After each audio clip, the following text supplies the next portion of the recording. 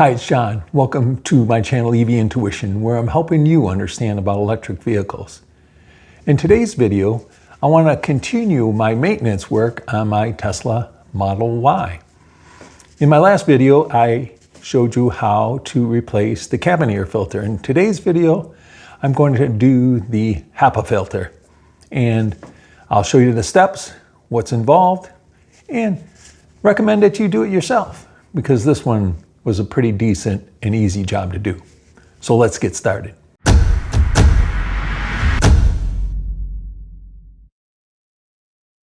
Before I begin, I want to remind you that if you like the content of my channel, please subscribe and give me a like. Also, send me any comments that you have. In today's video, I'm going to show you how I replace my Tesla HEPA filter. Now, HEPA stands for High Efficiency Particulate Air Filter.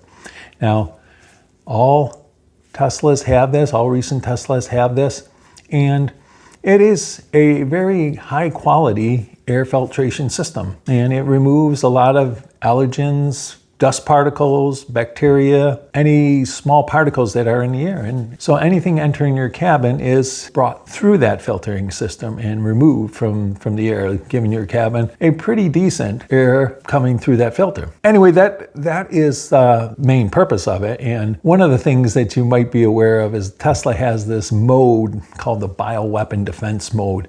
It's something that you can put the car in, and it's meant to be humorous. It's not that the world's coming to an end and you want to throw that mode on. It's meant to put that HEPA system into its highest peak maximum filtration. If you're going through a smoky or area where there's a lot of pollutants, you might want to consider putting in that mode. For me, in general, I'm using the HEPA filter when I'm in a normal circulation mode where the outside air is coming in and it goes through that HEPA filter system. Now, the first thing I had to decide when I was going to replace the HEPA filter, which is due every 3 years according to Tesla, and my vehicle is just over 3 years old, so it was time, and was whether to do it myself or have Tesla do it. Now, I had just completed changing my cabin air filter, and that took a little time, but this one looked a little simpler, and in the end it was a little simpler. Now, what's it take to do it yourself? You got to get the air filter replacements, and I did that online at Amazon, and you can see here the particular version that I used. I used the Vion, I think it's pronounced that way. It was $59. And you say, well, that's not cheap for a filter. No, it's not cheap, but think about it. If you do it through Tesla and buy their original parts, you're gonna pay over $300 to get that filter. And the second thing is, if you have Tesla do it, you're gonna pay another $100, $200 in order for them to do the labor. So you're now talking about $500 to have Tesla do it and replace it versus costing you, in this case, for me, a little over $60 when you include taxes for it. Keep that in mind. You get a considerable amount of savings doing it yourself. Here's the steps in order to do it. I put that on the screen right now. If you want to stop the screen, see all the steps and read through them, you can, but I'm going to step you through each of these. And the first thing to know is that HEPA filter is located in the front area, or the front of the car. And so in order to begin this process, the first thing you're going to do is open the hood or the frunk and work towards the back. In the back, there's a little hood or cover closest to the cabin, and that's the first part that you're going to remove. And the good thing about this is just held in with these plastic pry clips, and so you just take a tool, like a plastic tool, to kind of lift that, get your fingers underneath it, and start slowly popping each of the plastic clips out, and then the whole cover comes off, as you can see in this picture. So that's pretty easy to do. It comes out very easy and goes back just as simple. So you got that out. The next thing is you've got to now work, you've just exposed the HEPA housing system. Now, there's two options. You got two options to go from here. One, you can remove that whole housing, and that's done through a couple of bolts, two 10mm bolts on the side. You can kind of remove those bolts on each side and then pull that whole housing out and then work outside your car. I decided to skip that step and just work on removing the cover of the Tesla HEPA filter system. The only aspect of that, now there's 10 fasteners or Torx screws that hold that cover on to that HEPA housing. And 5 are on top, 5 are on bottom. The top ones are very easy to get to. You can see some of the pictures of what that fastener looks like. It's a Torx, and you need, I guess it's called a T20 Torx screw. Now, the filter I bought comes with both the Torx screw, or the Torx tool, I should say, that you can remove those screws with, or the bolt, that if you want to remove the whole housing, it has a bolt remover too. So it's got all the tools with it, which is kind of neat. Opening the housing, I take my Torx tool and basically loosen all the Torx screws and remove them. Now, the top, like I said, very easy to get to. The bottom, some of those are covered with the plastic of that other component in the frunk. And you got to bend it back in order to get your tool in there to get that Torx screw out. That was probably the most difficult aspect of this whole thing, because you just had to pull it back and loosen it. And at times, there might have been 1 or 2 that were in a part where you really had to pull back a little bit in order to get to that and get your tool in there.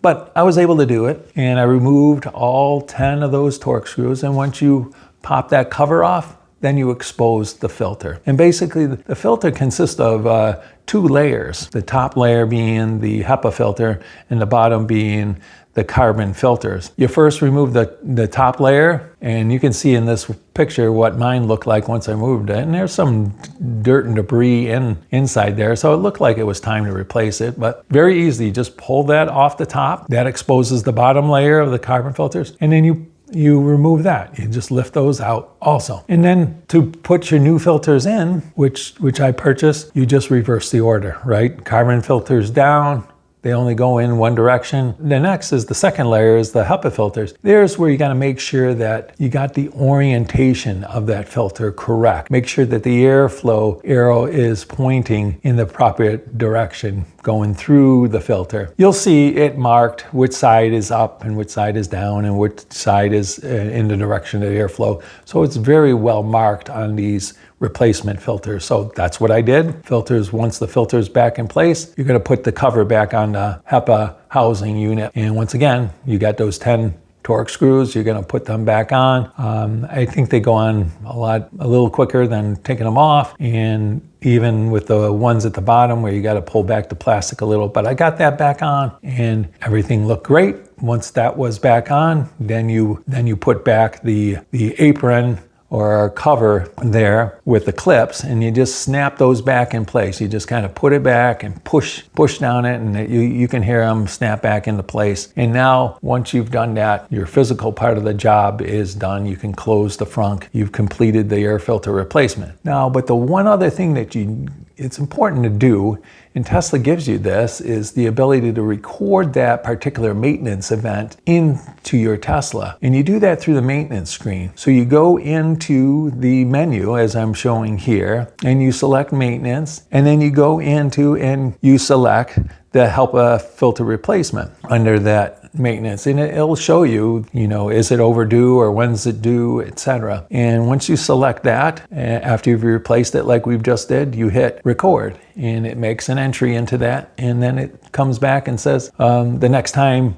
you're going to need to replace it. Now, mine had a strange thing. The first time when I did hit the record, it seemed to say that it needed to be replaced later on this year, and I thought that was kind of funny. But just to let you know, once you get out of that menu and go back into it, it then says the next time it needs to be replaced is three years from the date that you did it. And that's it. That's how simple it was. And really, this do-it-yourself job is, in my opinion, was a big saving. As I told you, it could cost about $500 to have Tesla do it itself, and I can do it for a little over $60.